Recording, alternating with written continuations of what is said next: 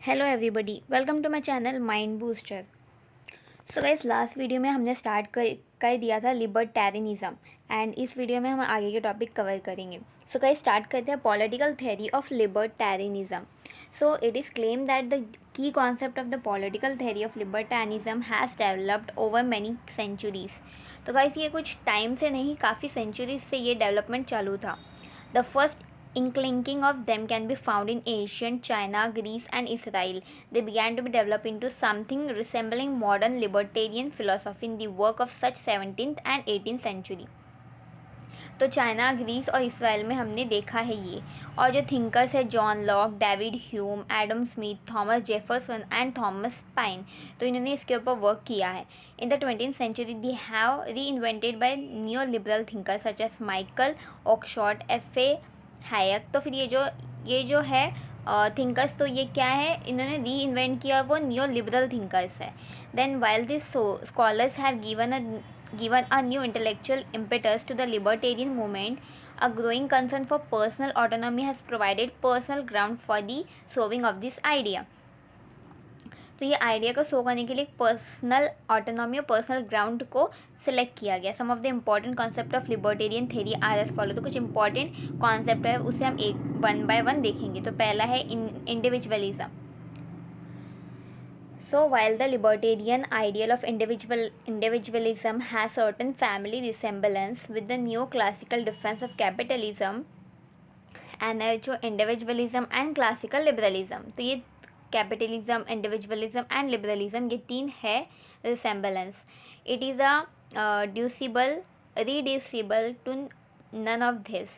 Libertarianism can only be understood against the backdrop of the emergence of totalitarianism and the modern welfare state since the 1930.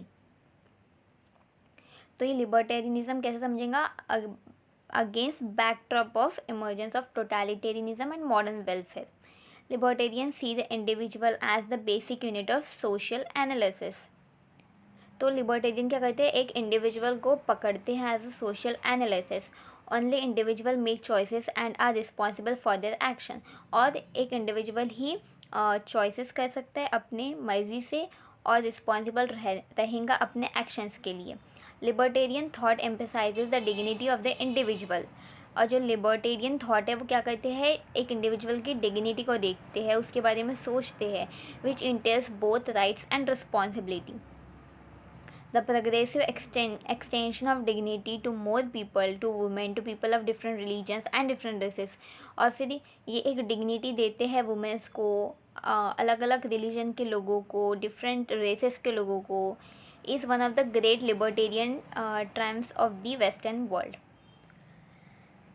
Libertarianism represents the most radical form of individualism.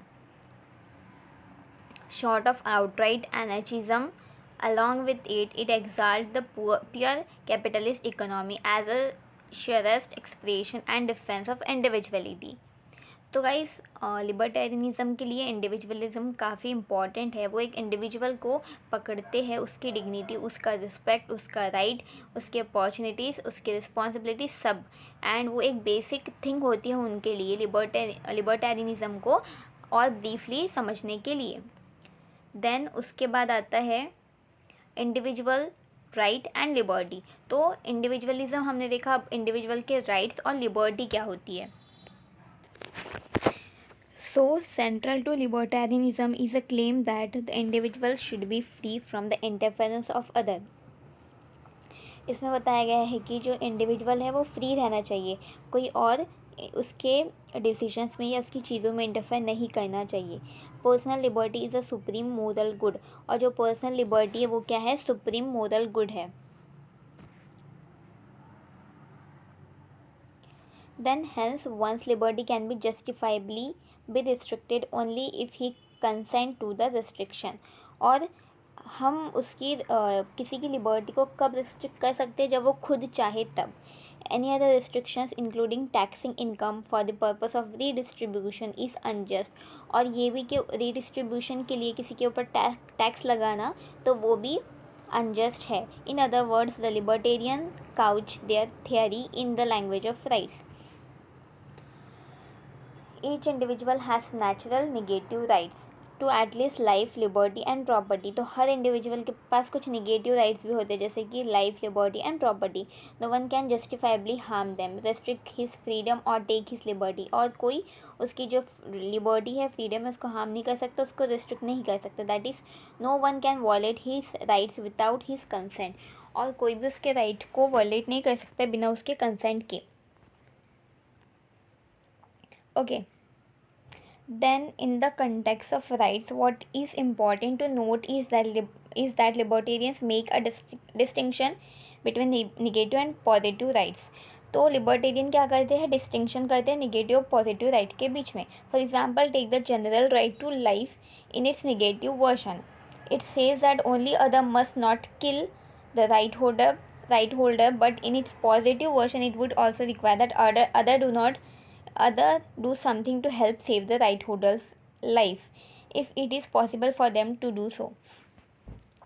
तो इसमें एक example देके बताया गया है कि अगर एक हम उसको राइट टू लाइफ का निगेटिव वर्जन समझेंगे तो कैसा, कि वो कहता है कि that only other must not kill the right holder. तो कोई राइट होल्डर को कोई किल नहीं कर सकता, लेकिन ये भी कहता है कि हम उसको बचाने के लिए अपनी पॉसिबल चीज़ें कर सकें. Okay, then the third one is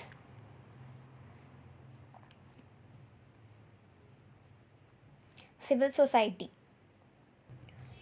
Then a great degree of order in society is necessary for individual to survive and flourish.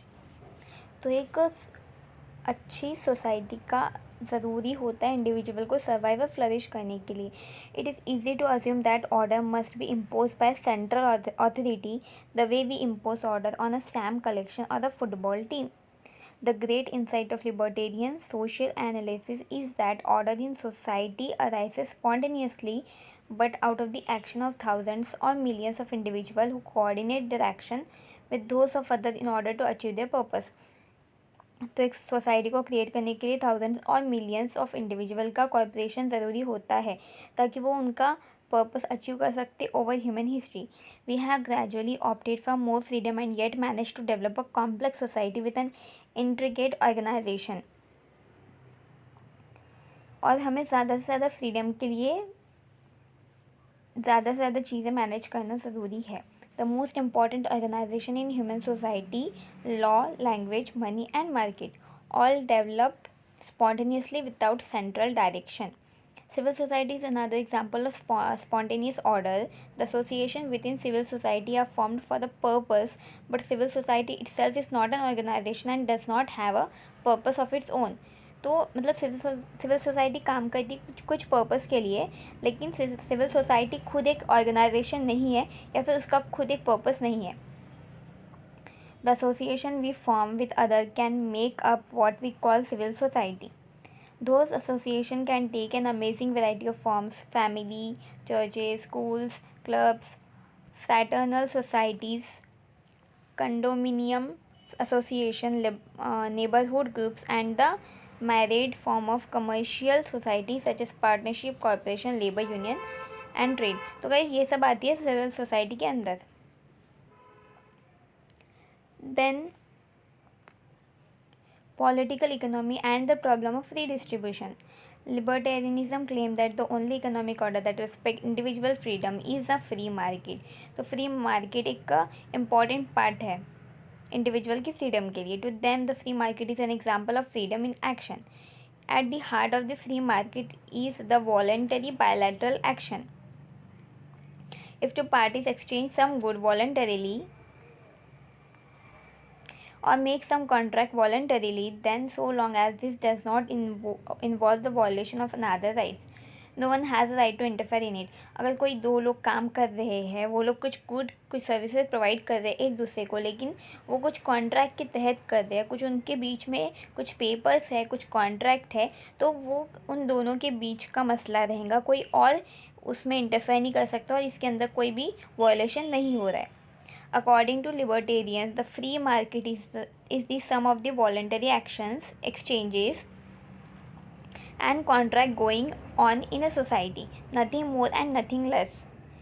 Any distribution that occurs in the operation of a free market is therefore just, since at no stage has any one's right been violated and all the exchanges were voluntary. तो free market में क्या होता है, कोई भी involuntary चीज़ नहीं होती है, सब वॉलंटरी होता है। देन आता है rule of law and limited government.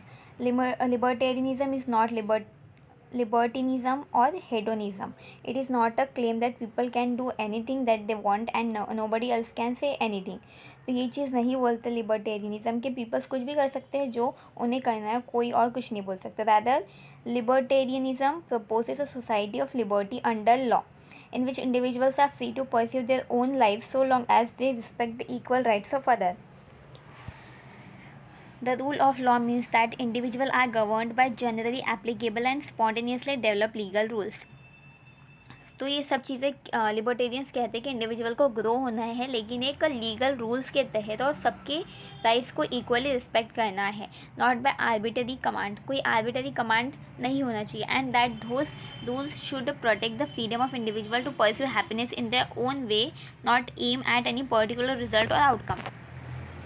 So libertarianism ये कहता है कि जो लिमिटेड गवर्नमेंट होना चाहिए, गवर्नमेंट रहनी चाहिए, लेकिन एक लिमिटेड इसमें कैसा नहीं, गवर्नमेंट हर चीज़ में इन्वॉल्व कर रही है। इससे क्या होता है, फ्रीडम, इंडिविजुअल की जो फ्रीडम है वो बहुत कम हो जाती है। तो बस लिबर्टेरियनिज्म ये कहता है कि गवर्नमेंट भी होना ज़रूरी है, लेकिन एक लिमिटेड गवर्नमेंट रहना चाहिए। ओके, सो गाइस, आज की वीडियो में इतना ही। If you like my video then please subscribe my channel and also hit the bell icon and also share with your friends. तो see you in the next video with another chapter and stay safe, stay happy. Thank you.